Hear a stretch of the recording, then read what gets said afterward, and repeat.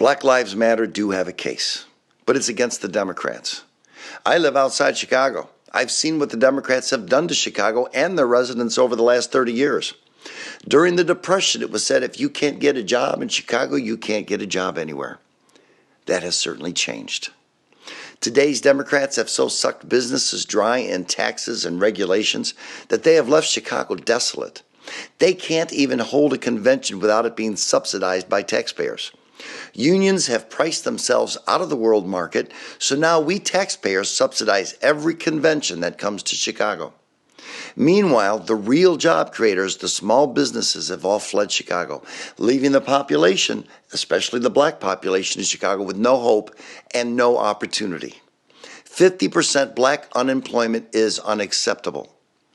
They've also restricted school choice for African Americans, forcing their constituents to keep their kids in some of the worst schools in the nation. Also, with some of the highest paid teachers in the nation, a 50% dropout rate is unacceptable.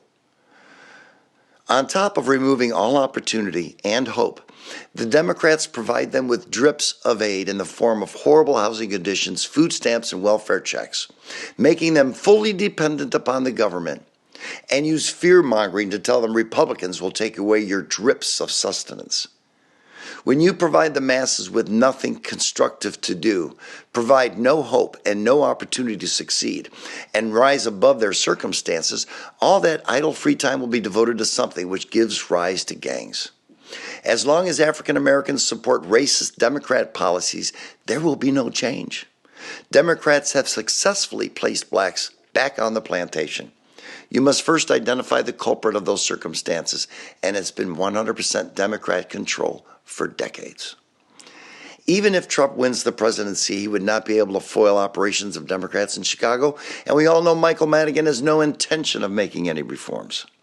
I understand the shootings in Chicago. I understand how blacks feel. But until blacks step back and realize who has placed them in this dependent, horrific position with no light in the future, no change will occur.